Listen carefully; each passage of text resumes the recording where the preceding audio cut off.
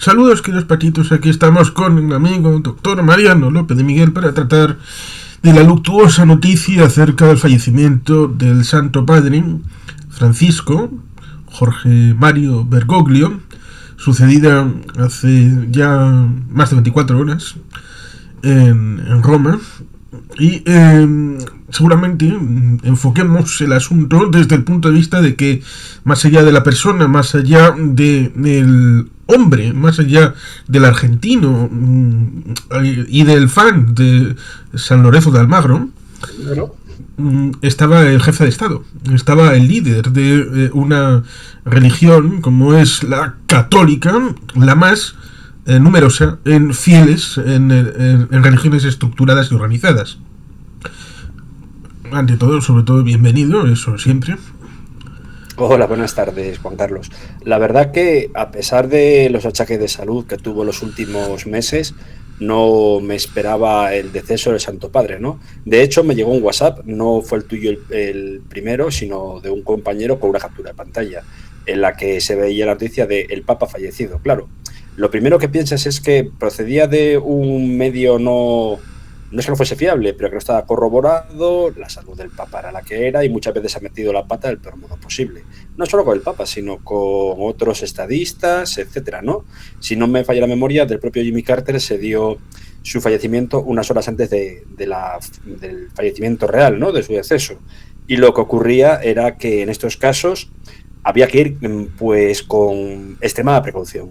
Lo primero que hice fue dirigirme a un navegador, entrar en varios diarios a través de Google Noticias y efectivamente se había estimado o subido la información de la muerte del Papa Bergoglio 7 u 8 minutos antes, no recuerdo bien. Aunque la hora real de la muerte, si no me equivoco, fue dada a las 7:35 de la mañana.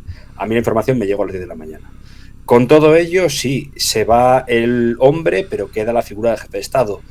Muy criticada desde amplios sectores de la derecha más ultraconservadora, cuando intentó hacer, en mi opinión, claro está, y la posición de una persona agnóstica como el que está hablando ahora mismo, intentó hacer o volver a una iglesia primigenia, una iglesia de los pobres, y toda la gente se extrañaba porque el Papa Bergoglio se destacase por moverse o desplazarse en sus numerosos viajes estos 12 años de pontificado, que pueden parecer cortos, pero que dieron para mucho por ese espacio-tiempo y cambios que hemos vivido, pues dio tiempo a visitar países principalmente donde las minorías cristianas son oprimidas y a otros en los que, aún siendo minoría y teniendo respetos, son ninguneados. Intentó volver a esa iglesia de los pobres, ¿no? De hecho, se va a ver en lo que es su funeral, ¿no? Un funeral de Estado, pero que quiere que sea bastante, por así decirlo, según sus deseos, aséptico, que sea humilde.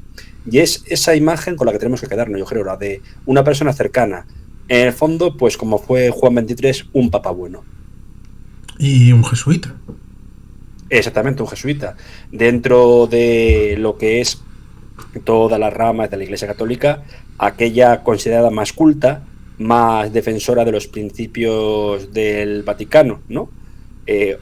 Anteponiendo a los principios de los países en los que pueda establecer la orden, pues la obediencia al Santo Padre. Pero aquí no ha habido un jesuita beligerante, como hemos dicho. Ha sido un jesuita aperturista, un hombre humano, un hombre de letras, un hombre que abrazaba a todos, al pobre, a aquel que se le llamaba diverso o que mantenía una sexualidad no normativa según los cánones de las religiones abrámicas, y que supo acercarse a todos aquellos con sus luces y sombras, ¿no? Pero siempre desde un punto de vista en el que poco se le puede criticar, aunque mucho queda por hacer, no vamos a negarlo.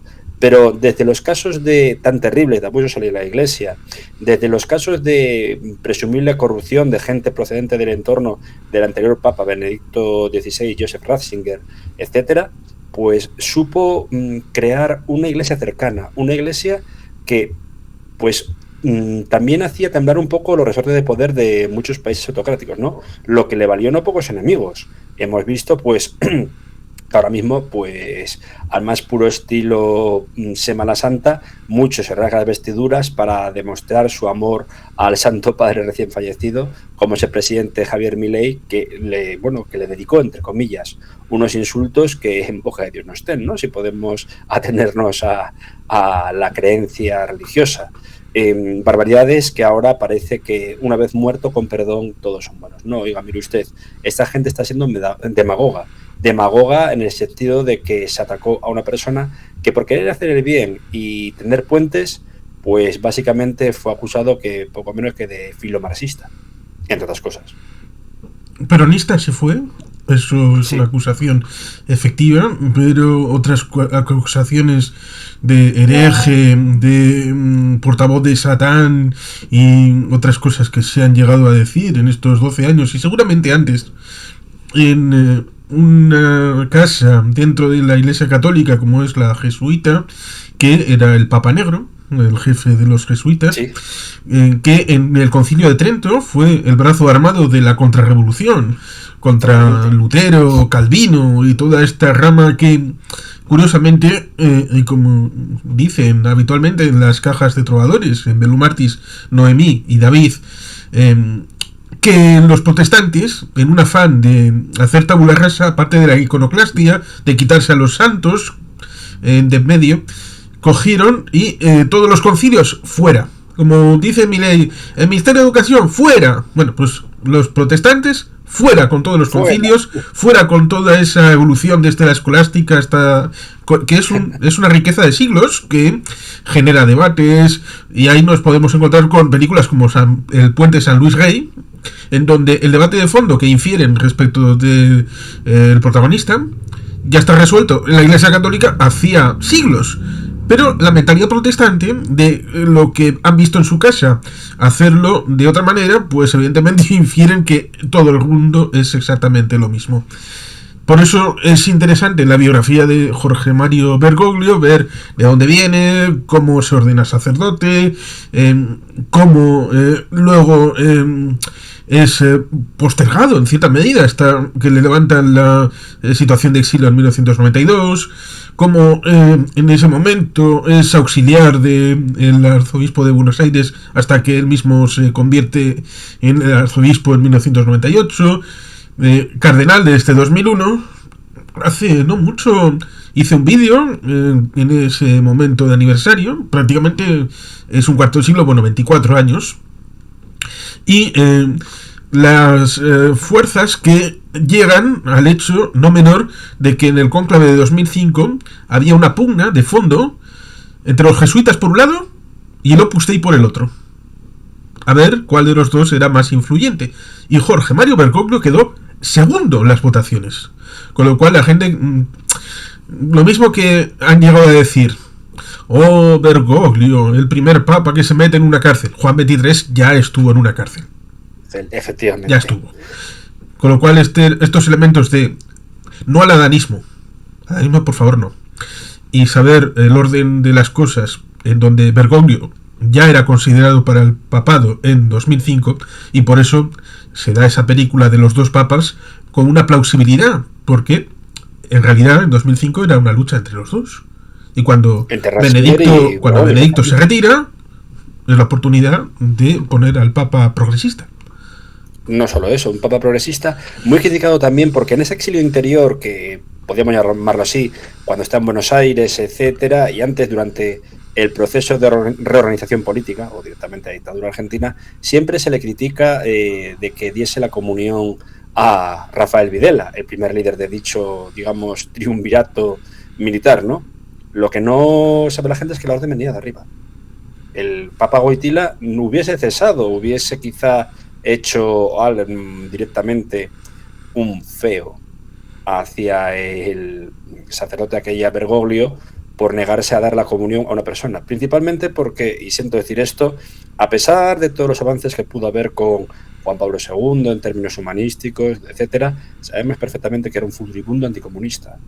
Y nadie representaba mejor ese anticomunismo que la junta militar que hubo tanto en Chile como en Argentina y en etcétera países latinoamericanos durante la mal llamada Operación Cóndor, a través de la Escuela de las Américas, con más torturas, etcétera.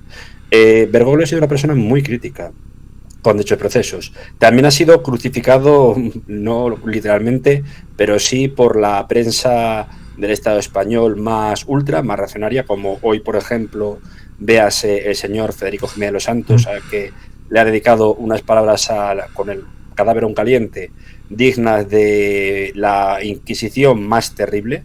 Solo le faltó convertirse en el Señor los Santos, en martillo los herejes, y unido a todo eso, unos insultos que ya con anterioridad le había aplicado, pues generalmente se ha visto al Papa Francisco como poco menos que enemigo de España. No, ha sido crítico, como se pudo hacer con varios historiadores, que no hablan de un genocidio en las Américas, pero sí de una conquista y destrucción de la sociedad precolonial, ¿no? Con todo ello, supo tener puentes, vuelvo a repetir, supo intentar mediar, y fallos que le he podido ver, desde luego. Se han visto fallos como lo de cuando se optó por buscar la paz, que todavía buscamos, para Ucrania, también intentar dialogar con Rusia, a sabiendas de que es el Estado agresor. También podría decirse por el tema de, en su defensa, que, bueno, nadie le puede criticar, de un futuro Estado palestino y de evitar la guerra entre las facciones islamistas tipo Hamas contra Israel, pues una especie de transversalidad que nunca fue entendida. Yo creo que este papa, vuelvo a repetir, un papa bueno, la estela de Juan XXIII, buscaba la pacificación y sobre todo había un término que me gustó cuando le hizo la entrevista a Jordi Évole, en la cual decía, creo que hemos perdido la capacidad de persuasión. No de persuasión en el mal sentido, en un sentido peyorativo del término, sino de dialogar para intentar llegar a unos acuerdos. Y poco después dijo algo maravilloso que fue, me preocupo mucho de los cristianos que están siendo masacrados en Irak, pero no dejan de preocuparme la situación de los rohingyas en Birmania, de aquella cuando estaba todavía un gobierno democrático con Aung San Suu Kyi, que supuestamente es una premio Nobel de la Paz, ¿no? Sobre todo porque técnicamente la mayor parte de los rohingya, que es una etnia, son musulmanes, pero también hay rohingyas católicos y cristianos. Efectivamente. Lo cual eso... Sí, de las misiones portuguesas del siglo XVII-XVIII. Eso sí. Tendría que estar mucho más arriba en el frontispicio. Son varias cosas las que has comentado y son interesantes. Por ejemplo, el hecho de que en la historia se habla de la Operación Cóndor, pero no se menciona el hecho de que sea reactiva a un plan establecido en 1967 en La Habana para coordinar las insurrecciones. Lo cual no significa que se permita el hecho de que esta respuesta de las dictaduras latinoamericanas contra seres humanos haciendo actividades criminales no sea condenable. Pero el orden de los factores es importante porque lo hacemos, por ejemplo, respecto de los Pershing sobre los SS-20. Que primero los soviéticos pusieron sus misiles en la Europa Oriental y después, a partir del 79, es cuando se responde poniendo los Pershing en Alemania, en Italia, en el Reino Unido. Y a pesar de los pacifistas de los años 80, que ya los hemos tratado alguna vez, tratan de obviar la parte soviética, el orden de los factores es importante. Cuando nos encontramos con la situación, y esto lo ha dicho Lamata, el doctor Lamata, en La Hemeroteca del Buitre, la situación de ese comunicado en teoría sobre México en ocasión del 5º centenario de la independencia, aunque claro, ahí podríamos entrar en disquisiciones. ¿El grito de Dolores del cura Hidalgo era independentista? Posiblemente no, porque hablaban unas coordenadas en las que la palabra independencia no estaba. ¿Es entonces en 1821, en el 3er centenario de la toma de Tenochtitlán, el hecho de la independencia? ¿Eso es lo que se conmemora después en el bicentenario de la independencia? Bueno, eso es una situación que hay que tenerla presente en el ámbito historiográfico, lo mismo que el hecho de que hasta qué punto la llegada de una mentalidad forjada en la Reconquista, viendo los espectáculos horribles, porque tampoco podemos comprar el hecho de que el relato americano del actual México venga únicamente de los aztecas, que venían de la zona de Arizona. No, había muchos más. Porque si no, estamos obviando el papel de Tlaxcala, por ejemplo, sin ir más lejos, que luego será importante a la conquista de Filipinas. Con lo cual esos fueron parte de un acuerdo que se hizo con Cortés sobre la base esta del famoso lema de la conquista la hicieron los indios y las independencias las hicieron los españoles. Español, efectivamente. Hasta hasta el punto de que el propio Lamata comenta que cuando se produjo ese intercambio hubo una respuesta de la conferencia episcopal, claro, la conferencia episcopal defendiendo a su Santo Padre, atacando a Isabel Díaz Ayuso, que había defendido la españolidad de siempre. Y por supuesto 13TV, dependiente de la conferencia episcopal, pero ideológicamente cercana a Ayuso, negó el pan y la sal a ese comunicado de la conferencia episcopal, lo cual la ideología hace mucho y es muy importante. Y por eso tiene esta situación respecto del Papa, que parece más ideológico, más político, más que un líder religioso. Y parece, debido a que son 56 los conflictos que están abiertos ahora. Y has citado 2, Ucrania y Gaza. Pero los que más sufren en Gaza y en Cisjordania, para el punto de vista del Santo Padre, tendrían que ser los propios cristianos, que han desaparecido de Gaza, han desaparecido de Cisjordania. ¿Quién les ha echado? ¿Los judíos le han echado a los cristianos? No. Ha sido Hamas, ha sido Hezbollah, han sido todos los terroristas que han quitado a los caldeos, que eran una de las ramas del cristianismo de toda la vida, más antiguas. Ha sucedido en Irak, ha sucedido en Siria, ha sucedido en el Líbano, lo sabes perfectamente. Pero, en Jordania incluso, la antigua Transjordania. Pero el Santo Padre parecía, cara al público, cara al exterior, cara a los líderes mundiales, preocupado por Gaza, el tema de Hamas y toda esta pléyade de cristianos, de católicos que necesitaban de un liderazgo fuerte. Han adolecido de él. Efectivamente. Y no solo eso. Ha habido momentos en que se fue muy crítico con lo que estás comentando, efectivamente. Hay un momento para mí que fue un punto para demostrar un buen papado, que fue la defensa a ultranza de no solo cristianos, sino también incluso religiones que no tienen que ser monoteístas, como fue la ofensiva, la mal llamada ofensiva del también mal considerado Estado Islámico. Me niego a decirle el Estado Islámico, a añadir el artículo, porque sería darle una noción geopolítica que no se merece, no lo es su grupo terrorista, ni más ni menos, antiguo Al-Qaeda en Irak. Y lo que hizo fue apoyar a la minoría yezidí, que fue masacrada. Las palabras del Santo Padre, sobre todo cuando se entrevistó Vaticano con, creo que era una ganadora del Premio Nobel de la Paz de origen yezidí, llegaban a calar en uno. Porque ese era el mensaje de paz, de unidad. Nunca criticó, como se hizo Ratzinger, abiertamente a las religiones animistas que estaban presentes en países cristianizados, como pudo ser aquellos escasos animistas que quedan en Sudán del Sur a raíz de su independencia, o mismamente en lo que era lo que es la actual Kenia, ¿no? En Costa de Oro, Ghana, etcétera. Y ahí lo defendió de que las religiones animistas pueden completamente conjugarse o convivir con la doctrina, el dogma cristiano, ¿no? También hubo un acercamiento bastante llevadero a los protestantes, por una parte, pero muy, digamos, helado, no por el Santo Padre, sino por su contraparte, la ortodoxia. No con el líder de la ortodoxia, sabemos que hay varias acefalias en todo el clima de las iglesias orientales cristianas. No fue tanto con el de Ucrania, tampoco con el de Bizancio, Constantinopla, Estambul, sino con el patriarca, creo que es Kirill, que está actualmente en Rusia, ¿no? Kirill I de Moscú. Intentó hacer un acercamiento, pero la rama ortodoxa de la iglesia cristiana rusa es absolutamente beligerante contra lo que consideran los usurpadores, que así lo llaman, entre otros el geoestratega, entre comillas, Alexander Dugin, los dictadores o los suplantadores romanos.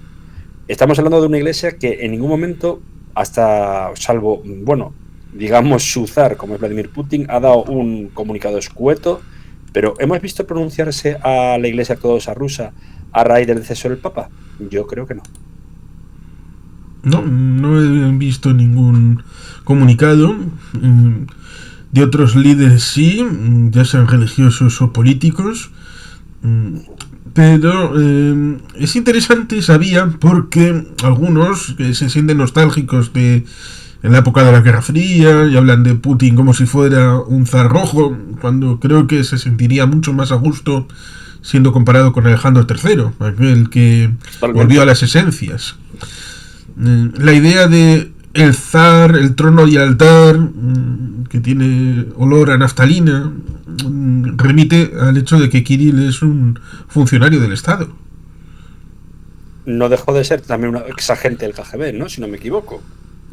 O el anterior, no estoy seguro. Hasta el punto de que en un momento dado al Santo Padre, cuando quiso visitar Moscú, creo que la anécdota se refiere a Juan Pablo II, pero podría aplicar a cualquiera, preguntó, oye, me gustaría visitar Moscú, he visitado muchos sitios y no he estado todavía en Moscú, ¿puedo ir para allí? Y le dijo categóricamente, no puedes venir, con la seguridad de como si él tuviera control del Estado. Moscú, la tercera Roma, ¿no? Supuestamente. Pues habrá también que pasar por la primera. Es un odio primigenio, el de la Iglesia Ortodoxa, que lo he vivido en mis propias carnes, pero con otra rama que era la greco-ortodoxa, ¿no? En Atenas hace unos años pude ver la absoluta beligerancia que hay contra un grupo de fieles católicos que iban por Atenas.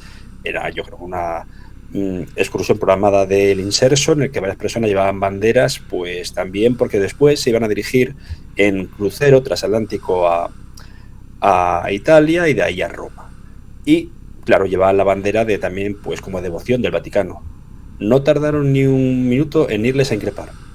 Entonces, la beligerancia es un hecho. Y fijémonos que uno de los primeros líderes que dio el pésame por la muerte del Papa y rezó en un templo no cristiano fue el gran muftí de la mezquita Al-Azhar, también universidad más antigua de África y diríamos una más antigua del mundo, donde los teólogos islamistas son unos eruditos con conocimiento de las otras ramas monoteístas. Aquí el gran muftí de Al-Azhar, una persona también bastante retrógrada en lo que se puede considerar la modernidad, ha dado el rezo adelantado del viernes a ayer lunes para orar por el alma del recientemente fallecido Papa Francisco. Que la religión islámica, no toda, pero muchas veces muy beligerante contra el cristianismo, en algunos casos, y viceversa, coste, que también los principales rabinos sefardíes y askenazíes del Estado de Israel y un largo etcétera de líderes religiosos de credos monoteístas o politeístas hayan dado el pésame por el Santo Padre y haya sido incapaz de hacerlo la Iglesia Ortodoxa rusa, da que pensar. Sí, claro que da que pensar, porque creo que fue en el siglo XI cuando se produce esa escisión de la rama oriental. Y a partir de entonces hubo esas otras escisiones dentro de ella, la rama griega, el cisma respecto de Moscú, la iglesia autocéfala con Petro Poroshenko en el caso de Ucrania, y la situación precisamente en Jerusalén, que resulta curioso porque hay gente que le pasó tal vez a través de ese peronismo que busca hacer dulce en los oídos de la gente, comentarle aquello que considera que va a ser más popular.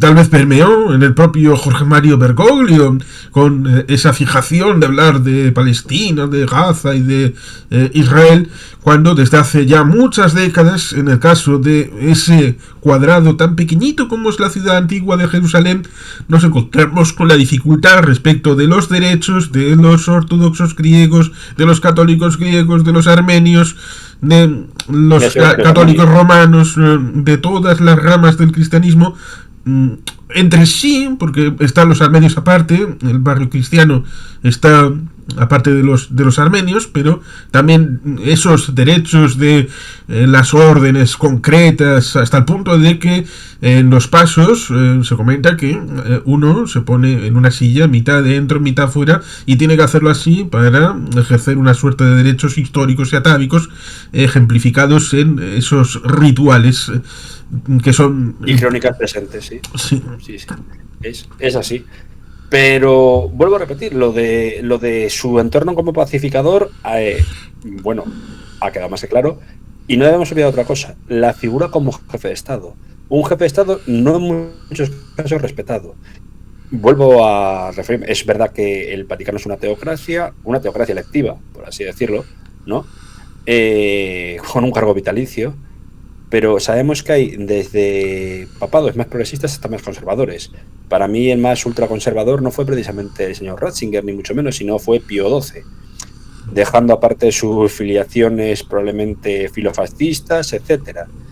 Luego ha habido varios papas, pero tuvimos un papa bueno, vuelvo a repetir, como fue Juan XXIII, con el Concilio Vaticano II, una persona muy cercana a la gente, un papa querido.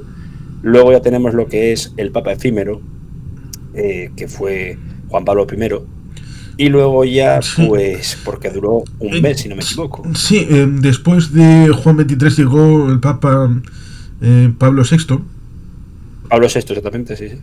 que fue el que desarrolló mayoritariamente el Concilio Vaticano II, y Eso es. en Juan XXIII 1978, inicia dentro del cabe, pero el concilio. sí, cuando fallece Pablo VI, está Albino Luciani, que era el que iba a ser Juan Pablo I, y luego viene Juan Pablo II, que es el segundo concilio en el mismo año. Sí. Una persona muy, muy joven, muy supuestamente iba a traer una especie de revitalización de un cristianismo en horas bajas, pues por la situación sociocultural y global de todo el mundo, ¿no? Sobre todo el primer papa del Este. Joven, creo que tenía 54, 55 años al ascender al papado, y que encima beligerante, pues sobre todo contra lo que era la opresión en el mayor país católico sin contar España e Italia, lógicamente, que había en Europa, como es Polonia. Y con una identidad clarísima, porque si tienes a un lado a los ortodoxos rusos y al otro a los protestantes alemanes, para diferenciarte no solamente nacionalmente, también tienes esa diferenciación necesaria desde el punto de vista religioso. Si no hubieran sido católicos desde el inicio, habrían hecho como se dice respecto de los házaros, una mentira, pero se dice que buscaron una religión colectiva y miraron el cristianismo. No nos gusta tener que depender ahí del Vaticano. No. El Islam, sí, mucho de descentralización, pero no nos convence. Una vez en la vida. Sí, lo vamos a hacer los judíos. Y eso es lo que se dice respecto de los házaros. De los házaros y la teoría o mito de Hazaria, ¿no? Sí, es curioso. Por el contrario, lo que reflejas muy bien que has comentado de Polonia, probablemente también es el sustrato que ocurre en Armenia, ¿no? Que avanza en el cristianismo en lo que luego llamó Amin Maluf las identidades asesinas. No lo digo peyorativamente, sino asesinas porque eran masacrados con base a, no tanto a su lengua, a su etnia, sino a su credo litúrgico, ¿no? Se vio perfectamente la campaña de Alejandro III contra Polonia e intento de rusificación, ¿no? Algo que yo creo que estuvo siempre en la mente de todo patriota polaco de pro, incluido el Papa Wojtyla, incluso más que una fecha grabada a sangre y fuego, que es, obviamente, el 1 de septiembre del año 39. Pero bueno, Karol Wojtyla es un papa que obviamente despertaba más simpatías que su sucesor Ratzinger, bastante más conservador, porque Joseph Ratzinger, Benedicto XVI, procedía el día 1 y el 17. ¿Perdón, el día? El 1 y el 17. Eso es, sí. Porque no hay 1 sin 17. Y es eso. El acuerdo del 23 de agosto, Brest-Litovsk redivido en forma de Molotov-Ribbentrop. Exactamente, el 17 la invasión soviética y partición completamente, ¿no? Y anexión, sobre todo territorios hacia Bielorrusia, que tendrían que ser parte de Polonia hoy. Pero sí, resulta curioso el hecho de que lo mismo que fue Juan XXIII y luego Pablo VI, y fusionaron los nombres Juan Pablo, nos encontramos con la situación en la que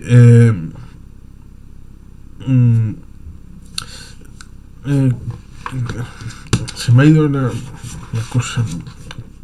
¿Qué era lo último que acabas de decir?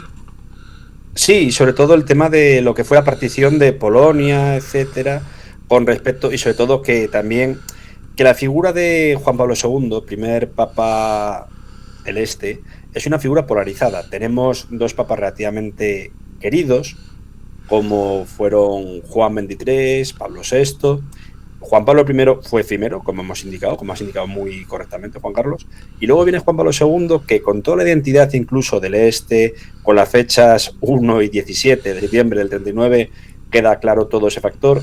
Pero yo creo Sí, que esa curiosidad de que uno estaba en Cracovia, en la resistencia, y el otro estaba detrás de un antiaéreo de las Hitlerjugend. Resulta exactamente, ciertamente curioso. porque si no me equivoco, el Papa Wojtyla era del año 21 y Ratzinger del 27. O sea, eran escasa diferencia. Lo que pasa es que Ratzinger se vuelve incluso más conservador porque, a fin de cuentas, es curiosa la evolución. En un principio era un arzobispo o clérigo no progresista, pero moderado, en el sentido literal de la palabra. Y luego, cuando se nombra director de lo que sería la sucesora de la Santa Inquisición, que es la Oficina de Propagación de la Fe, ¿no? Creo que se llama. De la doctrina de la fe. De doctrina de la fe. Pues cada vez aumentaba las posiciones más ultras. No quiere decir eso que Carlos Wojtyla fuese liberal. Fue muy beligerante con los derechos LGTB, anticomunista, etcétera. Y también beligerante con algunas de las religiones monoteístas más conocidas. No por ello vamos a decir que su pontificado tiene más sombras que luces.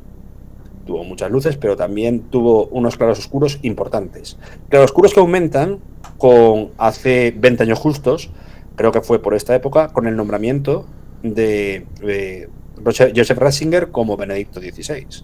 Ya sabíamos, todos, desde que vimos en aquel instante, sabíamos que iba a haber un escoramiento hacia posiciones más conservadoras.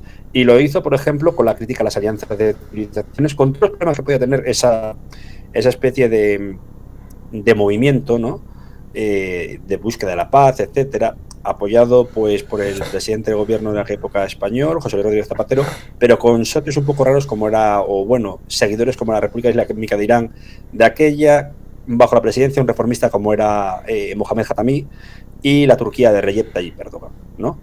Hubo críticas por parte de Benedicto XVI que dieron pie a respuestas no tanto iraníes, pero sí turcas, de un modo muy beligerante, con miedo a que se repitiese un atentado tipo el de Ali Aqsa. A pesar de que técnicamente luego el acuerdo sobre la alianza de civilizaciones, que lo encabezó el ministro de Asuntos Exteriores Moratinos, Miguel Ángel Moratinos, era entre España y Turquía. Totalmente. Al final acabó siendo sí. entre ambos, lo cual resulta curioso y criticable. Es criticable porque la gente recordará el artículo largo de Samuel P. Huntington de 1992, que luego se convirtió en libro, El choque de civilizaciones, y esto es una respuesta. Y cuando haces una respuesta estás aceptando el análisis base de Samuel P. Huntington, con lo cual estás aceptando de que hay civilizaciones, están consignadas en lo territorial, en lo poblacional, en lo ideológico, y dado que aceptas eso, tienes que ir a coser para que en vez de pelearse se unan en algún tipo de fin.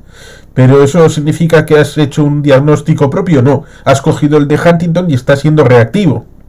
Con lo cual, en ese punto yo creo que es criticable, porque hasta qué punto... Fue un problema porque, de hecho, aunque no parezca, el ya difunto Papa Francisco, con toda la crítica que tuvo a lo que era el nacionalismo ruso más beligerante en los últimos años, no vamos a negar que como buen jesuita era una persona muy leída y conocía la cuarta teoría política, libro nefasto, por cierto, y un rollo, que ya hablaremos algún día si quieres un conversatorio, de Alexander Dugin.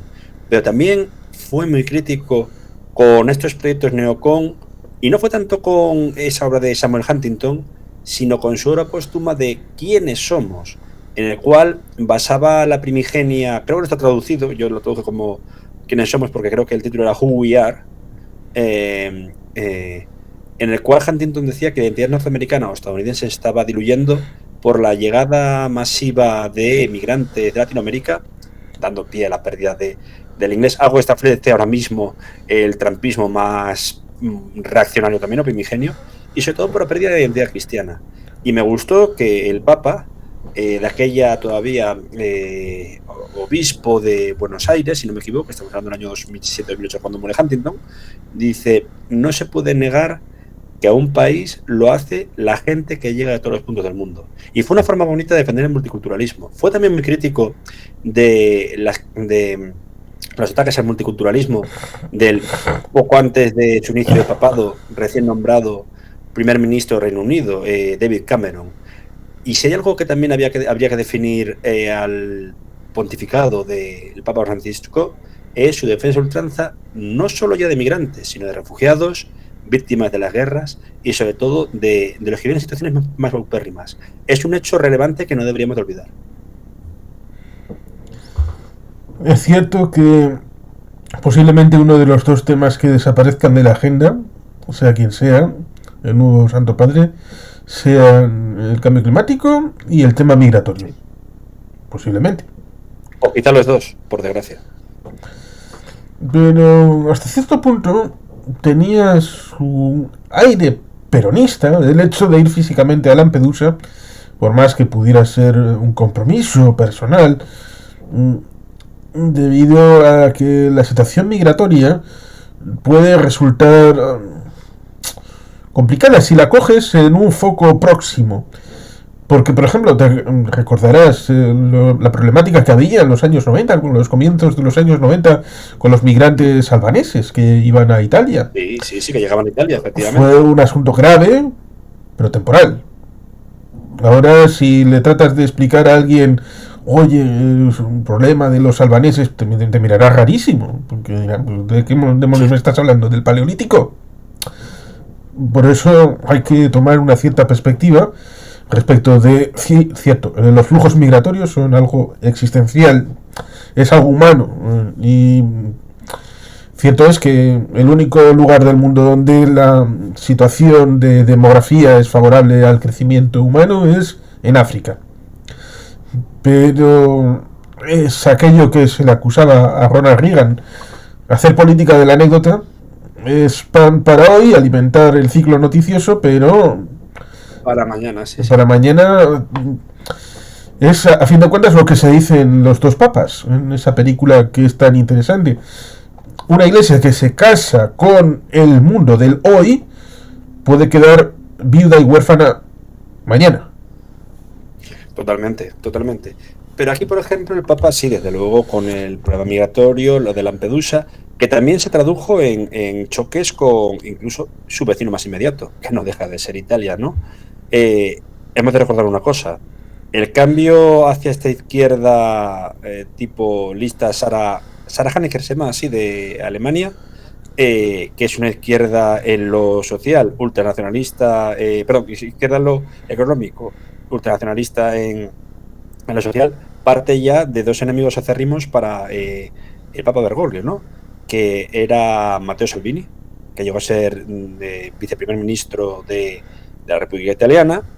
También tuvo sus más y sus menos con Beppe Grillo por sus movimientos de sistema, Movimiento 5 Estrellas, y por la postura que cogía un grupo supuestamente, asociación de electores en un principio, de izquierdas frente a la migración y refugiados, y sobre todo también con otro vecino cercano, que no era tanto Libia, a sabiendas de lo que ocurría por ahí, fue de los primeros críticos en la ofensiva de 2011 ya, siendo papa en 2013, y la guerra civil que sigue en boga 10 años después, que se inició en 2015 en esas tres partes que conforman la geografía libia.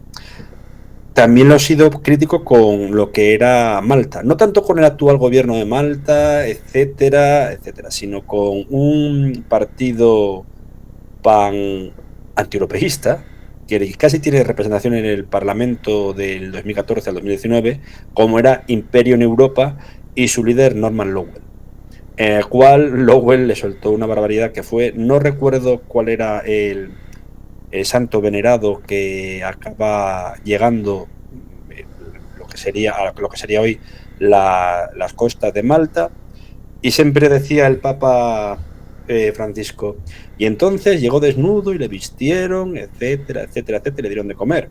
Y Norman Lowell le dijo sí, pero al final se acabó yendo. El Papa no podía con eso. El Papa pensaba que no estaba hablando ni de gastarbeiter, sino de la primigenia cristiana por la cual ama al prójimo como te amarías a ti mismo y ayúdale. Con el problema actual de lo que tú dices de un crecimiento desaforado en África Y él también dijo en una de sus encíclicas que no el migrante, sino el refugiado, no lo es por gusto, lógicamente, y que nadie deja su país si no son por unas circunstancias completamente ajenas. Que migrantes somos todos desde el inicio los albores de la humanidad, lo cual rompe con el esquema básico, por cierto, Adán-Eva, sino que tenemos un papa evolucionista, un papa que no desdeñaba la ciencia. Es decir, eso le hizo, por eso ha ganado y tiene tantos enteros entre la población laica, secular e incluso atea, porque estando en sus antípodas ideológicas o incluso de no creyente frente a devoto, supo conectar con gente pues por el humanismo clásico de defensa de toda persona ante la adversidad. Efectivamente es interesante el tema de ir a los símbolos, cosas que sucedieron y que en cierta medida pueden hacer reflejo de estas situaciones. Por ejemplo, se comenta, sea cierto o no, que el embajador de Israel en las Naciones Unidas estaba dando un discurso y dijo: y entonces en los tiempos de Salomón estaba dándose un baño y dejó su ropa ahí apilada en una piedra, llegó un palestino y se la robó. Y el embajador palestino dice: oiga, señor, los palestinos en ese momento no estaban allí. Y el embajador de Israel dice: lo ha dicho usted. Ah, bueno, pues podemos seguir. Ya a partir de ese reconocimiento podemos seguir con la sesión. Es interesante porque este tipo de cosas han sucedido. Por ejemplo, en los años 80 te acordarás con el protestante norirlandés. El de unista, sí, el sacerdote. El de Never Again, no me acuerdo nunca. Sí, que era el compañero de fórmula de Martin McGuinness a partir de 2007 en el gobierno de Norte Irlanda. Ian Paisley era eurodiputado a finales de los 80 y también Jean-Marie Le Pen era eurodiputado, y una vez fue el Papa Juan Pablo II a la Eurocámara y se montaron ahí unos espectáculos diciéndose cosas: papista, el otro no sé qué, lo otro, este tipo de cosas. Bueno, con lo cual el Norman de Malta pues tiene una escuela antes bastante larga. Nos encontramos, por ejemplo, en la película esta de Mahoma, el profeta Muhammad, que es una película bastante larga y por supuesto no aparece. La que dirigió Mustafa Kaz, el que fue asesinado por Zarqawi en una boda. Creo que sí. Establece, por ejemplo, el hecho de que durante el exilio respecto de Medina y que se tiene que estar en un primer momento, trata de estar en Etiopía, en el reino de Aksum, que era cristiano, y los cristianos tratan de darle protección, lo cual ciertamente resulta curioso cuando después haya una situación bélica respecto del Islam para con el cristianismo y todas las situaciones, pero digamos que se podría llegar a decir de que el Islam, la versión del profeta Muhammad, pudo florecer precisamente por ese acogimiento en un reino cristiano como era Etiopía. Con lo cual, si uno extrapolara eso... En un relato también, para hacer el momento friki, se hizo en un relato de un autor que siempre hace esta historia distópica, como es Harry Tartelot, ¿no? La gente de Bizancio, donde al final el profeta acaba renegando del Islam y convirtiéndose al cristianismo en su principal espada. Podría darse. Sí, a fin de cuentas podría ser un contrafactual, aunque, bueno, ¿de qué manera? Ese muchacho que tiene un cañón como invención, se la trata de vender al tipo aquel de Hungría, le dicen: va a ser que no. Y va donde los otomanos: ¿quiere comprar? Sí, yo compro. Así que 1453. Y lo curioso era el apellido o nombre de quien creó esa obra de ingeniería. No era otro más que una persona llamada Orbán o Urbano. Quizá pariente lejano al actual premier. Supongo que no, es un apellido muy común, pero... ¿Le habrá hecho algún monumento? Supongo que sí. Sí, en Turquía desde luego debe haber alguno. Creo que en Hungría ahora son como un 70% de cristianos católicos y un 30% de protestantes, más o menos. Sí, ha aumentado el ratio de protestantes, sobre todo porque la Iglesia, al contrario de lo que pasó con el catolicismo en Polonia, Las iglesias que fueron más beligerantes contra el comunismo en Hungría y también en la RDA fueron los protestantes. De hecho, el penúltimo o antepenúltimo presidente de la actual República de Alemania, no primer ministro ni canciller, presidente Joachim Gauck, era un antiguo pastor protestante que lidió en los años 70, 80 contra el régimen de la RDA, por cierto, luego, para ser protestante, protegido por su santidad el Papa Juan Pablo II, lo cual permitió que hubo una sinergia, por una vez, entre el cristianismo de base como forma de protesta frente al comunismo. Sí, en ciudades de Alemania Oriental, en el 89 fue importante el cristianismo de base a la hora de todas esas, el Leipzig, la propia Berlín, a la hora de tratar de... Por el contrario, también había que añadir, dijiste antes muy correctamente lo de Polonia, con el Papa Wojtyla, etcétera, el cristianismo católico como elemento unitario, también lo hay, pero con una identidad menos potente, como es en, por lo que me comentó una compañera que ha estado hace poco allí, con Lituania. El problema es, claro, la visión geopolítica se puede centrar en Europa, pero en Europa yo creo que son habas contadas y es difícil que vaya a crecer el catolicismo, aun cuando tal vez un candidato europeo pueda servir de nexo de transición, cosas que se... Y de llamamiento para nuevas fees o nuevas devociones, por así decirlo. En América también es complicado, debido a la irrupción evangélicos y todo esto, pero ¿hasta qué punto el catolicismo tiene margen para el crecimiento si continúa un papa americano otra vez? Igual el desafío pueda estar en África o en Asia. Ya en estaría. Asia. Se hablaba de un arzobispo filipino, ¿no? Sí. Hay quien ya le ha buscado alguna conexión con Cantabria. Estuvo en Santo Toribio de Liébana en 2016. Con lo cual dicen, bueno, si sale este, pues, es medio cántabro, algo por ahí. Sí. Puede ser vasco, que la migración vasca a Filipinas es muy amplia. Hay un candidato navarro, que es el obispo de Ajaccio, que nació en Pamplona. Efectivamente. Y también hay un candidato asturiano. Sí.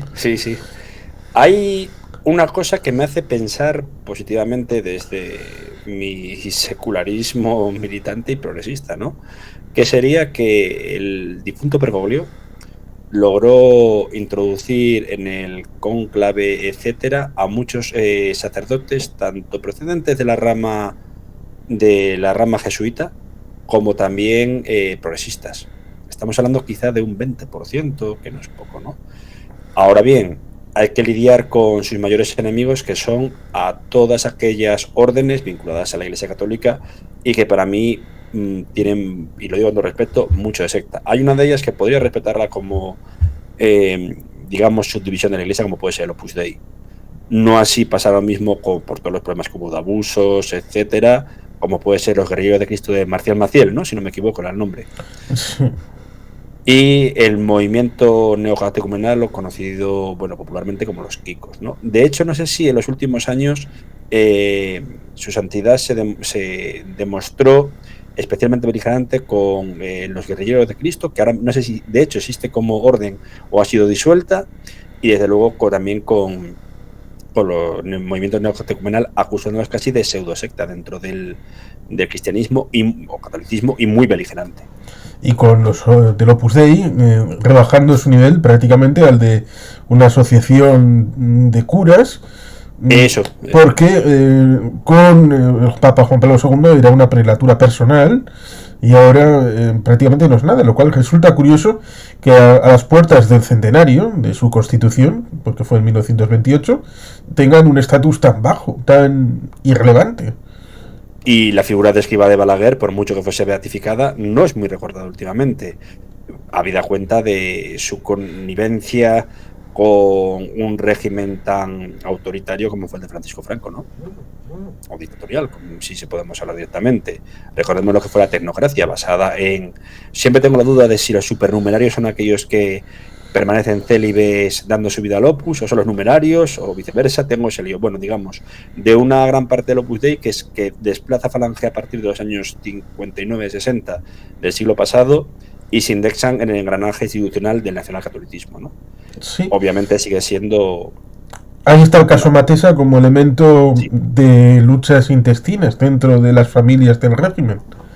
Y el escándalo Logit también, y bueno, que justamente el abogado del caso Matesa no fue otro más que un antiguo militante de la ultraderecha reaccionaria como era José María Gil Robles y Quiñones, ¿no? Sí, es cierto. Las familias del régimen pues tenían ahí su árbol genealógico a la hora de señalarse. Y, El cupo de familias, etcétera. El cupo sí. religioso, no vamos a negarlo. Cosa que siempre fueron muy proclives a estar en contra de ellos, tanto Pablo VI como Juan XXIII. Bueno, no sé si de hecho fue, y alguna vez lo recordó el propio Bergoglio, me parece que fue Pablo VI el que estuvo a punto de excomulgar al propio Franco por la plausible expulsión de un sacerdote vasco de territorio español. Del Si no me obispo equivoco. de Bilbao, el señor Añoveros. Añoveros, que en aquel instante no se estaba de arzobispo de Bilbao o le habían trasladado temporalmente como castigo a Lleida. Pudo ser o seguía en Bilbao. Es Estaba que en no estoy Bilbao. seguro. Estaba en Bilbao, vale. Entonces, tenemos, vuelvo a repetir, un recientemente fallecido, porque fue ayer, un papa que supo romper con varias cosas. También, otra cosa importante, mantuvo las cuentas del Vaticano muy claras. A pesar de que se dijese de que el Vaticano tiene y tendrá, supongo que muchísimos resortes millonarios, él vivió con una época de austeridad tremenda, intentando distanciarse de aquellos problemas que se señalaban, por ejemplo, en el Padrino 3 del Banco Sí. del Vaticano, que tantos problemas dio. Sí, tenemos por hacer el Padrino 3. Tenemos hecho Xavier y yo, el Padrino 1 y el Padrino 2. Igual, pues en algún momento ameritará el Varias hacer, partes. sí, tratar el Padrino 3, a pesar de que no es del gusto de unas grandes mayorías, pero incide en esto de eh, cómo era Calvi, el Banco Ambrosiano, el Ponti di Alma, donde apareció ahí colgado. Exactamente, otro asesinado con sus propias gafas, degollado, no sé, me acuerdo con el vidrio de sus gafas, pero también incluso pues los tan preciados archivos del Vaticano, de los que hablaron muchas veces pues gente El como cardenal Caracciolo, Marcinkus. Exactamente, el cardenal Marcinkus, pero no solo eso, también la apertura de casos pues de los que más han hecho temblar el Vaticano. No solo es, por ejemplo, el factor del intento de asesinato de Juan Pablo II por Mehmet Ali Agca, que nunca se supo si fueron donde estaban metidos los servicios secretos búlgaros, soviéticos o incluso los lobos grises turcos, los ultranacionalistas, a sabiendas de no sé por qué, porque un grupo ultranacionalista atacar al Vaticano, no veo el motivo detrás.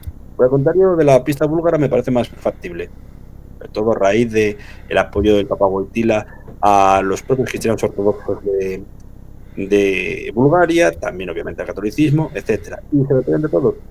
Todavía leí ayer cuando estaban hablando del cambio de guardia ya, etcétera, para lo que dejaba de ser un cuerpo de protección, sino un cuerpo de vigilia del cadáver del sumo pontífice. Lo que no sé si te acordarás del asesinato del jefe de la Guardia Suiza a menos de 2 meses de su nombramiento, Alois Estermann. Sí. A manos de un cabo por una supuesta infidelidad. No recuerdo bien cómo fue la historia. A mí me pilló de chavalito, yo también. Yo creo que tenemos 14, 15 años de aquella. Sí, son elementos que dan para novela. Y, por ejemplo, Matilde Asensi incorpora a algún guardia suizo en El último Catón, que es una novela interesante. Pero más allá de eso, son un cuerpo que recuerda precisamente a Esa batalla de mercenarios. Isaco di Roma. Isaco de Roma, exactamente. Mercenarios suizos, no eran una guardia pretoriana, ni muchísimo menos, eran mercenarios. Pero que hoy por hoy tienen ese hálito de defensa, ese, por cierto, maravilloso monumento en el cual aparece un soldado muerto al lado de un león llorando, que demuestra el sacrificio de la Guardia Suiza. Pero sí, estamos hablando de, bueno, de lo que pueden ser bases, teorías conspiranoicas, pero es cierto que ese aperturismo del propio Vaticano se vio en factores tan tabúes, como he indicado anteriormente, relativos a sus ingresos económicos, a su diplomacia y también a lo que es, bueno, el tránsito de informaciones en un propio Estado, ¿no? Pero también tenemos que decir que ha intentado mantener buenas relaciones como jefe de Estado con países que, con perdón, solo existen sobre el papel. No estoy hablando de Kosovo, ni mucho menos, pero el Papa tuvo muy buenas relaciones con Taiwán. También, asimismo, si no me equivoco, intentó mantener tanto relaciones con la propia Autoridad Nacional Palestina como el Estado de Israel, porque a día de hoy no sé si el Vaticano reconoce al Estado de Israel o tiene una soberanía limitada, no estoy seguro. Yo diría que por lo menos hace unos 30 años que reconoce el Estado de Israel. Sí, ¿no? Es que no tengo claro porque recuerdo que con Pablo VI hubo una visita de Golda Meir en la que hubo un atentado abortado por parte del Mossad contra ella a través de militantes del grupo de este terrorista de Abu Nidal. Entonces, no tenía el recuerdo, tengo el libro, el ensayo que hablaba de ello, también que está detrás Carlos el Chacal, un largo etcétera. Lo que sí, la diplomacia que se plantea por parte del Vaticano, siendo un microestado, el estado más pequeño del mundo, tiene un eco global. Es cierto que estamos hablando que el soberano de dicho estado es el, digamos, director o presidente de la mayor congregación de fieles monoteístas del mundo, ¿no? Pero es complejo, sobre todo a raíz de las polémicas que he comentado anteriormente. Sí, o la polémica respecto de China, que es un acuerdo que expirará en 2028 acerca de la realidad que en el fondo es igual de compleja que siempre. La misma acusación que hacían a los jesuitas de servís a dos señores y el principal al que seguís es el que está en el Vaticano, con lo cual seguís a un líder extranjero, que es también lo que le pasó a Kennedy y le pasó a Joe Biden. Soy presidente de Estados Unidos, pero tal vez primero sois católicos y luego sois... sí, eso estadounidenses. Con lo cual, lo que nos encontramos en China es también lo mismo. ¿A quién seguís? ¿Al jefe del Partido Comunista, que es el presidente de China, o seguís a vuestro señor en el Vaticano? Y ese acuerdo, en teoría, para evitar que los obispos fueran investidos por el Partido Comunista, lo cual es alucinante que pudiera ser, y permitir, bueno, con un acuerdo respecto, por ejemplo, que China pudiera dar clases de ética sobre trasplante de órganos en el propio Vaticano, lo cual dices alucinante. Sí, es curioso. Pero sí, el nombramiento de los obispos fue polémico, porque bueno, no deja de ser la institucionalización también que hacen en Rusia para ser nombrado sacerdote ortodoxo, ¿no? Aparte tienes que tener eres funcionario del Estado, tú lo has dicho muy correctamente. ¿Te acuerdas aquella película de Scarlett Johansson y Jude Law de La Isla? Sí. O Repomen. Sí. Repomen también, sí. Ambas son una realidad en China. Aquellos que hacían las cosas estas de Falun Gong, que eran muy sanos y todo esto, pues me los mete usted al gulag y ahí tengo un reservorio enorme de órganos que puedo coger. Órganos sanos, órganos limpios. Pues sí, es curioso, pero incluso con las mayores, digamos, el Estado chino o la República Popular China no deja de ser una dictadura totalitaria. Solo hay que ver lo que has comentado, la secta Falun Gong, pero también los uigur, ¿no? Y Tíbet, con ellos. Y Hong Kong, y Taiwán. Por eso resulta curioso que haya ese juego respecto de tratar de establecer esa conexión con China para tratar de salvaguardar el liderazgo de los obispos en China, y luego, porque cierto es que en Japón también hay una dualidad, pero una dualidad histórica respecto de Silencio, aquella película de Martin Scorsese basada en un libro de alguien que también fue católico y que contó esa experiencia histórica, con lo cual sigue habiendo esa beta de los criptocristianos porque tienen esa tradición, y luego los cristianos que ya católicos que se pronuncia abiertamente acerca de su credo. Creo que Shinzo Abe era católico, ¿no? Shinzo Abe era católico, sí. De hecho, fue incinerado cuando se le asesina, que es muy típico también en el budismo y en Japón, pero fue una incineración católica, con el esparcimiento luego de sus cenizas pues por el mar. También pasa mucho con los católicos, a pesar de que hay mucho evangelista en Corea del Sur. Démonos cuenta que, aunque parece curioso, muchos de los viajes hacia donde había minorías cristianas por parte del Papa Bergoglio fue al Lejano Oriente. Ahí hemos visto el caso de Corea del Sur, también en China, obviamente en unos principales países con población católica, sobre todo lo que fue el antiguo sur, ahora unificado, como es Vietnam, y donde sigue protegiendo, porque es verdad que, obviamente, como todo, el Partido Comunista del Vietnam ha evolucionado, ahora lo que hay es una economía mixta de mercado bajo un partido único, pero sigue habiendo más presencia nacionalista, étnica, que quizá socialista o socialismo foráneo, es decir, procedente de China. De hecho, ya sabes que los vietnamitas de a pie no se iban muy bien con los chinos. Tuvieron una guerra con ellos bastante jorobada, Camboya de por medio, Camboya mediante. Sí, Pero el único motivo por el que han llegado a cierto acuerdo es por las cagadas de Donald Trump, que ha metido a Vietnam en el hocico de China. Pero si no fuera por eso, los chinos y los vietnamitas son enemigos irreconciliables. Enemigos mortales, sobre todo por el mar de China y el mar amarillo, ¿no?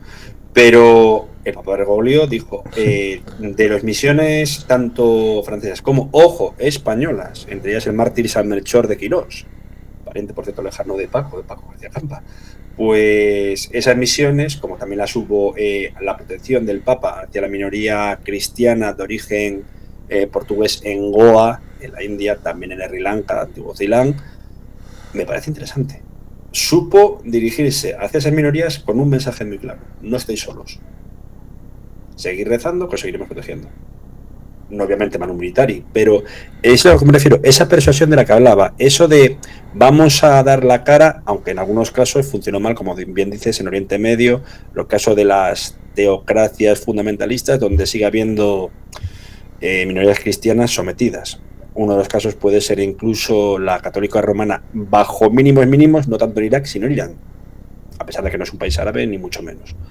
Pero también lo que ha pasado en Jordania, etcétera, el éxodo también de caldeos, que están más vinculados a la Iglesia católica que lo que podría ser la ortodoxia clásica. Y desde luego, ahí lo que es la labor diplomática y humana del Papa Francisco habría que darle, si no un 10, cercano a un 10. Con todos los problemas que conlleva, que puede parecer demagogia, pero para mí ha sido un puntal en la, sí, podría llamarse así, en la política exterior del Vaticano, bajo este papado. Sí, porque el campo de conflicto... 12 años pasan volando. Sí, 12 años han sido. El campo de conflicto ahora es fundamentalmente África. Sí. Desde un Egipto que nos encontramos que la minoría copta se trata de minusvalorar, porque las estadísticas no son muy fiables. El Estado egipcio suele hablar de 10%. ¿Para qué? Para que cuando se habla realmente de que son cerca del 20%, eso ya es una cifra respetable, es 1 de cada 5 egipcios. Sí. Y si bajas en todo el continente, desde la situación, claro, repite la historia. Toda la fachada indica que hubo una serie de sultanatos en Nairobi y Dar es Salaam, curiosamente las dos ciudades donde se produjeron los atentados del 98. Sí, Kenia y Tanzania, sí. Y no solo eso, también tenemos que hablar del... Hablabas antes del problema demográfico, que tiene mucha razón, y tenemos un caballo de batalla en el país donde va a haber más crecimiento natural de aquí a 50 años y con el cambio 50-50 de religiones, como es Nigeria, donde el propio Papa también intentó establecer una línea de protección hacia los cristianos, claramente en retroceso. Hablan de 50-50. Yo creo que debe ser 54% musulmanes, 46% cristianos, y dentro de esos cristianos también con herencias animistas, que no pasa nada, el Papa no las censuró, pero cada uno no sigue al 100% a lo que es digamos, la hegemonía del Vaticano o las órdenes de Roma, por considerarlo foráneo. Y obviamente también está el problema del aumento del fundamentalismo en dicho país, donde ya en algunos estados intentan implementar la Sharia de un modo más brutal. Sí, la Sharia es tal vez algún problema para el futuro y la convivencia se puede hacer complicada. Los ataques a cristianos y a católicos en todo el mundo, al ser tal vez un número menor, no adquieren ninguno en consonancia, porque no es como el 7 de octubre que todos mueran de golpe de No, no. 1200, 1400, ¿no? Son gotas que se esparcían en el espacio y tiempo, con lo cual es complicado, tal vez, el denunciarlo, y no adquiere la empatía suficiente, a pesar de que son gotas que hacen un océano enorme, siendo la religión más perseguida en este siglo XXI. Paso, paso, sí. ¿El qué? Sí, y no solo eso, estamos hablando de, bueno, esto creo que había comentado alguna vez, había autores absolutamente creyentes por procedencia en la rama más clásica y conservadora del catolicismo, que fueron criticados por el Papa Francisco cuando fue a visitarle, debido a su creencia de la llamada bomba islámica, ¿no? La bomba demográfica. No es otro más que, creo que alguna vez lo comentaste, John Rhys Davies. Sí. Resulta ciertamente curioso que la última persona que de cierto poder que vio al Papa fue J. D. Vance, el redneck de Ohio. Un redneck converso, si no me equivoco. Él no era de nacimiento católico. Era, bueno, ni siquiera debía ser evangelista del sur, tipo Jimmy Carter o Baptista. Pero creo que la última frase de ya el moribundo Santo Padre era algo así como: no se debe cerrar las puertas a ningún migrante. Un toque de atención al que se ha considerado que es no el perro faldero, sino el poli malo del actual presidente de Estados Unidos, Donald Trump. Sí, me he encontrado en los últimos años a gente que ha defendido, incluso en contraposición. Resulta ciertamente curioso y lacerante que a un católico como Biden dijeran que era un mal católico, por tanto despreciable, y dijeran que era mucho mejor Trump, que no es católico. Así me lo han soltado algunos de los ultramontanos que puede pulular la piel de toro. Sí, ¿y qué fue? De los que dijo que Trump era mucho mejor religioso por cuando intentó vender aquella Biblia en los peores momentos del COVID, allá por mayo-junio de 2020, a poco suceder la muerte de George Floyd y en un instante en el que Estados Unidos estaba a punto de dirigirse a una guerra civil, porque pudo haberse dado, sacó a la Guardia Nacional a la calle. La gente tiene la memoria muy corta. Sí, la memoria tendría que ser más amplia y no selectiva, sino holística. No. Y aparte, el Santo Padre decía una frase que para mí quizás sea de lo más bonito y humilde que puede hacer una persona, que es: ¿quién soy yo para decidir quién es católico y quién no? Sobre todo esto fue a raíz de cuando se aprueba en Estados Unidos el matrimonio igualitario, el matrimonio homosexual. Obviamente él dijo que las ceremonias religiosas no se podían llevar a cabo un matrimonio igualitario con base a lo que era pues el dogma católico bueno, primigenio, ¿no? No quitaba ello una cosa importante que fue un poco de sal en una herida abierta, que fue decir: yo nunca le negaría la comunión, la confesión ni la extrema unción a una persona por su identidad sexual. Y de lo más bonito que se pudo recordar ayer cuando falleció fue no recuerdo el nombre, pero era la visita del Papa de un creyente, el primer hombre trans que fue recibido por su santidad el Vaticano. Y el Papa solo le preguntó una cosa: hijo, ¿tú eres feliz con tu nueva identidad? ¿Eres feliz con lo que ves y sigues teniendo a Dios en tu corazón? El hombre contestó que sí. Y el Santo Padre dijo: no hay nada más que hablar. Se basaba, vuelvo a repetir, y lo digo desde la perspectiva de una persona agnóstica, secularista. Ha sido un papa bueno, ha sido un papa cercano y ha sido un jefe de Estado con una capacidad dialéctica y de trabajo impresionante para alguien que accede al cargo con 75 años. Sí, sigue siendo triste que no pisara España. Yo creo que por asuntos deliberados, pero bueno, esperemos que tal vez el nuevo Santo Padre, sea quien sea, pueda ejercer una visita a España como hicieron sus antecesores en el cargo. Que primero vendrá el oficio de, del funeral propiamente dicho, el día 26, a las 10 de la mañana. Y a partir de ahí será la primera semana propiamente, porque la primera semana de mayo es mitad de abril. ¿No? A partir del día 5, si no me equivoco. Sí, es técnicamente la segunda semana de mayo, pero la primera que es completa, de lunes a domingo, que termina el día 11 de mayo. Ahí estará lo que es propiamente el cónclave, donde se erija al sucesor de Francisco, que ha sido el Papa 266, y no recuerdo mal. Sí, efectivamente. Un papado que, bueno, sabemos que el tiempo es relativo, como decía Einstein. 12 años puede ser, bueno, es el revoloteo de una mariposa, ¿no? Pero ese revoloteo también llevó cambios geopolíticos globales y, de nuevo, el acercamiento de una institución considerada obsoleta como es la Iglesia Católica, sobre todo, aunque no lo parezca, hacia la juventud.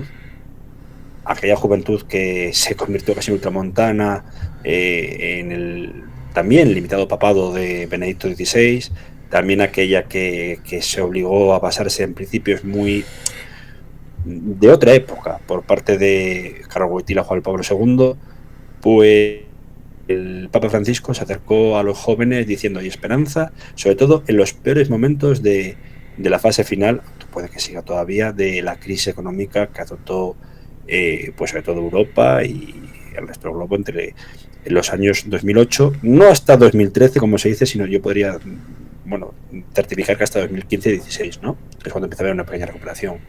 Él les decía que la fe no es infalible, pero que de todo se puede salir. Y que había que tener sobre todo una palabra que a veces no conjuga bien con el credo, ¿no? Que es que el penitente tiene que hacer penitencia para la redundancia todo el día, pero el Papa Francisco dijo: hay que tener también una cosa, que es esperanza, y no perder la esperanza nunca. En parte yo creo que eso es lo que ha aumentado el número de fieles y salvó a muchos en los...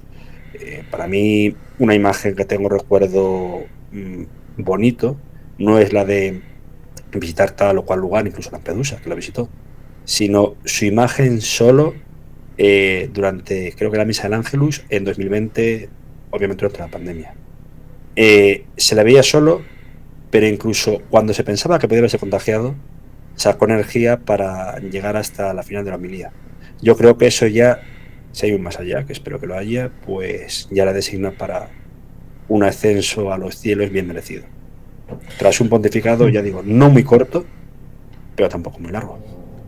Sí, es una escena impresionante de un momento también muy difícil como fue la pandemia, con innovaciones sociales que tuvieron un impacto realmente brutal.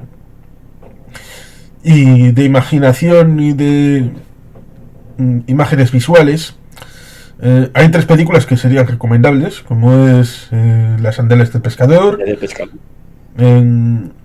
Los Dos Papas y Cónclave, de reciente factura. ¿Has visto las 3? No, la que me queda por ver, que espero conseguir la edición remasterizada, porque se añadieron escenas, es Las Sandalias del Pescador. Leí la novela, pero tengo ganas de verla. Sí. ¿Y qué recuerdas de la novela? De la novela lo que recuerdo es que en el instante en el que salió, y ya antes de lo que era la propia adaptación fílmica, creo que casi fue una polémica tan dura casi como la que hubo cuando se creó el musical de Jesucristo Superstar. Con perdón de la comparativa, ¿eh? Sí, o La Última Tentación de Cristo. Exactamente. Era un papa... Se representaba un papa humano. Al papa, hasta Juan XXIII, como he dicho anteriormente, se le veía como... A ver, no era el emperador del Japón, ni mucho menos, pero realmente no dejaba de ser el representante de Dios en la tierra, en cierta medida. Estamos hablando ya de una sociedad muy secularizada, pero Las Sandalias del Pescador, tengo ese recuerdo de, mis propios abuelos paternos tenían un estanco librería Y mi abuelo gran devoto se negó a vender el libro. Porque consideraba pues, por poco menos que blasfemo. Y estamos hablando de una novela, bueno, que podría decirse que era hasta un costumbrismo de la época, ¿no? Supongo que lo mismo podía pasar a algún, no sé, que de otra religión. Pues no, obviamente no es en los versículos satánicos, ni mucho menos, pero también con referencias al pueblo hebreo. Éxodo no dejó de ser polémico. Sí, lo dijo Ben Gurión, como literatura es basura, pero el servicio que ha hecho esta novela al pueblo hebreo es una maravilla, es algo espectacular. Una novela no tan conocida, pero tengo un vídeo explicando durante 1 hora, es Los Nuevos Curas. Que es una tengo que buscar el vídeo, sí, me parece interesante. Sí, es una novela que, bueno, pues la adquirí aquí en Getro y aquí voy leyéndola y, bueno, pues es Francia, época de los años 68, por ahí, y, bueno, pues un poco de elemento católico. Me la apunto porque hubo una novela que me descubriste, que la sigo teniendo por aquí, como, bueno, novela no, es un ensayo, como es La bomba islámica, que me encantó, y que hay pocas copias. Pues yo recomiendo primero a la gente que vea el vídeo y bueno, pues ahí si convence, luego ahí está la búsqueda del libro. Ya cada uno con su... Sí, de las otras dos sí las has visto, ¿no? La de tanto los dos papas como Cónclave. Sí, y desde luego me pareció una visión muy fresca en ambos casos. Me parece también curioso que quizás que la propia sociedad ha, ¿cómo decirlo?, madurado, porque no hubo tanta polémica. A ver, la de La última tentación de Cristo es distinta y demás, pero otros que trataron el tema del papado, bueno, hay novelas que ayer decía a un compañero que sería un buen momento para ver Dioses y Demonios. Sigo diciendo que las novelas de Dan Brown, perdón por si a alguien le gusta, son un poco malas, y unido a todo ello también las adaptaciones son aún peores, ¿no? Es Ángeles y Demonios. Ángeles y Demonios, perdón, sí.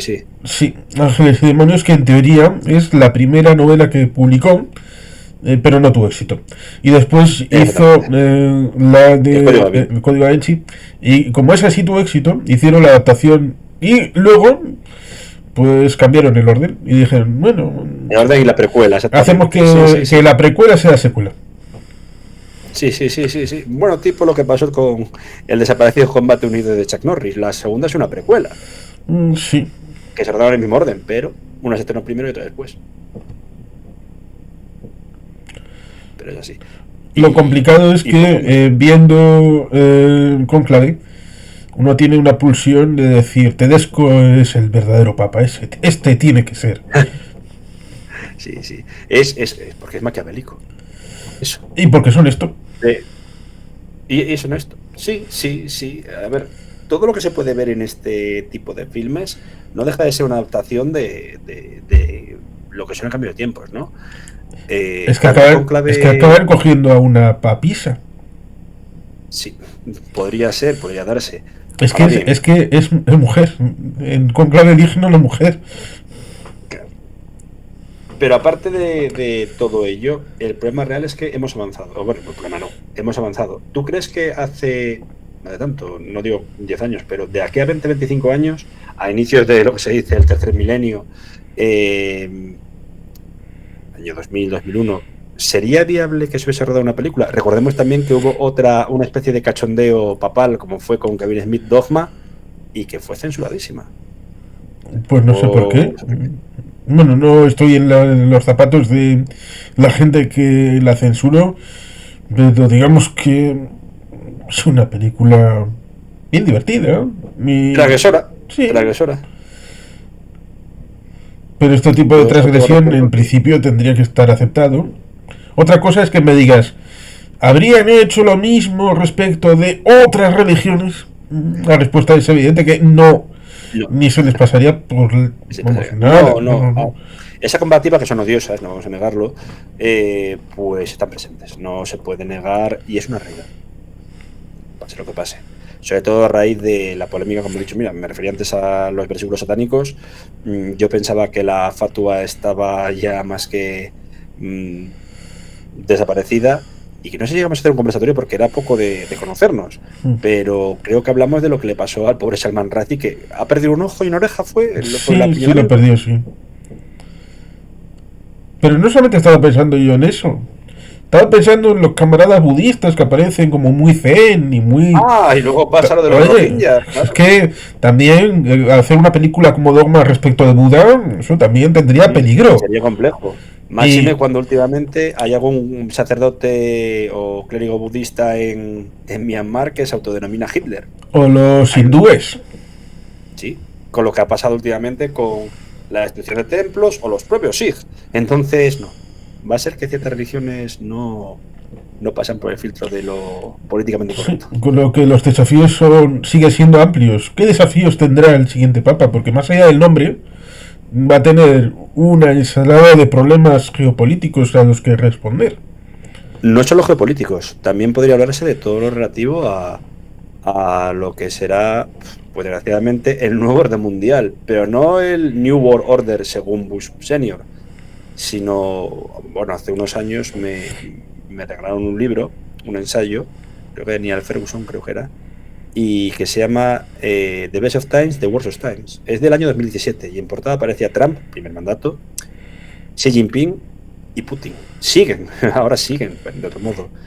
Y a una de las partes decía que el miedo que había es que la Iglesia Católica, que había sido un grupo de presión, generalmente para frenar en muchos casos, es verdad que en otros casos pues no aupó, pero permitió la presencia de autócratas, como hemos hablado de antes de Pinochet, de toda la operación Cóndor, etcétera, con todos los matices que has indicado, Juan Carlos, pero que estuviese perdiendo poder, no solo geopolítico, sino de mitigar o de echar atrás a lo que eran estos autócratas. Si Putin y Trump hubiesen estado presentes durante la época del pontificado de Juan Pablo II, en los momentos, por ejemplo, en los que supo frenar en cierta medida la guerra de Bosnia, la guerra de la antigua Yugoslavia, etcétera, ¿hubiese sido lo mismo o no? Depende del Papa, del tipo de pontífice presente, el que la Iglesia Católica, como mayor, digamos, centro unitario de un credo común a nivel mundial, ¿podría frenar a esta gente? Que se supone que son minoría, porque frente a lo que es cierto, el poderío demográfico de China, en Estados Unidos, lo que es la Iglesia evangélica no tiene tanto poder. Sí que es verdad que ha crecido a partir de la revolución neocon de años 64 con Barry Goldwater, posteriormente con Ronald Reagan, pero es tan potente la Iglesia ortodoxa de Moscú como para frenar el poderío que pueda tener la Iglesia católica. Lo veo complicado, por no decir imposible. Sí, son elementos que hay que tener valor para enfrentar, y más allá de lo que dijo Stalin, bueno, ¿y este papa cuántas divisiones puede organizar? Que era lo que le importaba. Pero evidentemente es complicado porque hay que ejercer ese poder, tanto el duro como el blando, a la hora de conseguir objetivos, de conseguir cosas tangibles, más allá de lo discursivo, que pueda ser agradable en algunos oídos, pero lo que la gente quiere es resolver problemas. Y eso es lo que... Y resolver también, pues, guerras, conflictos. Sí, que eso Juan Pablo II lo hizo precisamente con el caso del canal Beagle, que vio, oye, al fin y al cabo son dos países católicos, Argentina y Chile, van a darse de leches, y a poco de llegar Juan Pablo II al santo pontificado. Y dijo, les voy a coger a los dos y estos no se van a pegar. Y lo consiguió. Sí, sí. La verdad que fue, fueron logros. Yo creo que en el fondo tengo que referirme de nuevo a la ciencia ficción. No era ni siquiera una novela. Era un videojuego de Origin Games en los cuales también te adjuntaba un libro cómic, ¿no? Y hablaba de que en el siglo XXI los líderes religiosos, principalmente el sumo pontífice católico, pierde su imagen y pierde su poderío ante el avance desmesurado de la tecnología. curiosamente este papa no perdió, quizá pudo perder poder por culpa del ultramontanismo que estamos viviendo, de esta época extraña en la que el nacionalismo exacerbado, entendiéndose por nacionalismo exacerbado aquel excluyente que estamos viendo en Estados Unidos, en Rusia, etcétera, intenta imponer su palabra de modos violentos, pero no debemos dejar de pensar una cosa. El sumo pontífice fue muy activo en las redes sociales y supo adaptarse a las nuevas tecnologías. Eso es un plus que tiene que heredar el siguiente. Saber utilizar las autopistas de la información, la aldea global. Porque lo que antes decía en Juan Pablo II, por ejemplo, por la radio, a lo mejor no llegaba a una aldea recóndita del Congo. Ahora con las redes sociales y similares, sí. Y eso es un elemento a tener muy en cuenta. Tengo entendido que algunas cosas de redes sociales a estos lugares recónditos las desmenuzan, las reconvierten a radio o las imprimen, lo cual es un combo integrado respecto de las nuevas y las viejas tecnologías, en donde parece que se resisten a declarar obsoletas aquellas vietnamitas que, bueno, no. El ciclostil aquel que repetía. El problema es que muchas de ellas siguen siendo analfabetas, pero digamos que lo suplen con el control y el conocimiento o del boca a boca, o quizá pues por radio, etcétera, pero también en caso de conocimiento de lectura y escritura, sí. Hay una conjugación de lo antiguo con lo nuevo, lo cual no deja de ser interesante. Entonces, ¿qué retrato robot tendría que tener para ti el nuevo Santo Padre? Bueno, si quieres decir, tiene que ser. Sí. Tiene que ser este. Ojalá sea procedente del continente olvidado de África o bien de Asia, como hemos dicho. Conciliador, y puede ser conservador, pero conciliador en el sentido de intentar mediar en todos los conflictos, sobre todo que sepa diferenciar de lo que pasaba, lo que llevó al caos del Imperio Otomano, ¿no? Que sepa ser, ¿cómo diría yo? Sepa diferenciar su parte secular como jefe de Estado, como jefe de una monarquía electiva, por así decirlo, junto también a su papel religioso. Estamos hablando digamos, del representante del mayor número de fieles de una religión monoteísta. Pero unido a ello también tiene que ser un estratega. Reina pero no gobierna, desde luego. Pero su voz se escucha. Y no digo que su palabra sea ley, pero en el fondo va a tener una persona que, ojalá, como digo, no sea alguien escorado a los extremos. Y con los extremos sabemos a qué extremos me refiero. No quiero decir tampoco que esté en el lado bueno de la historia, pero que sea, sobre todo eso, conciliador. Que se nutra más de todo lo bueno que hicieron Juan XXIII y el Papa Bergoglio antes de caer en el ultramontanismo de dogmas pasados y que estamos ya en el siglo XXI.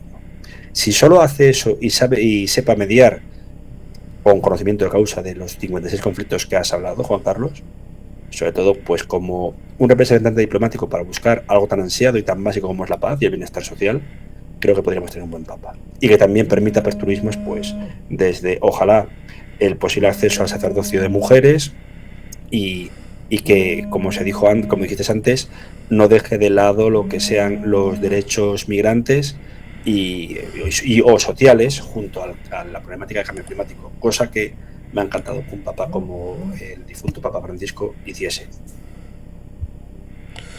Es algo que habrá que ver con el tiempo y ver las expectativas que puede generar y si éstas se cumplen para que sea alguien que sea importante primero para los fieles, porque a quien primero se tiene que deber es a los católicos, que a veces se olvida de que esto estamos hablando de una religión, no de una ONG con Estado. Hablamos de elemento de trascendencia, de elemento de el más allá, de elemento de la fe y de la creencia, y a partir de ahí que pueda ejercer su papel en el mundo de una manera digna, honorable y basada en principios de su propia organización, que tiene proyección mundial pues prácticamente desde hace 2000 años. Es una entidad totalmente de 1.400 millones de fieles, casi tantos como los que puede tener la India, que es el país más poblado, Pero eso no significa que la obediencia al Papa sea inmediata e infalible hasta los últimos términos, sino solo en función de su cargo. Por eso habrá que ir visualizando cómo evolucionan los asuntos y creo que, bueno, podemos ir dejándolo en este momento. Y únicamente añadir eso, que se va a una figura que por poco tiempo, que podríamos decir 3 legislaturas completas, o tiempo escaso, ha hecho un gran pontificado, ha tenido puentes y sobre todo ha vuelto a la primigenia de la Iglesia. Tenemos que quedarnos con eso. Tendría oscuros, como también pudieron tener anteriores pontífices, pero en este caso las luces superan a las sombras. Es lo que querría decir. Bien, perfecto. Es una buena definición y volveremos. Volveremos, efectivamente.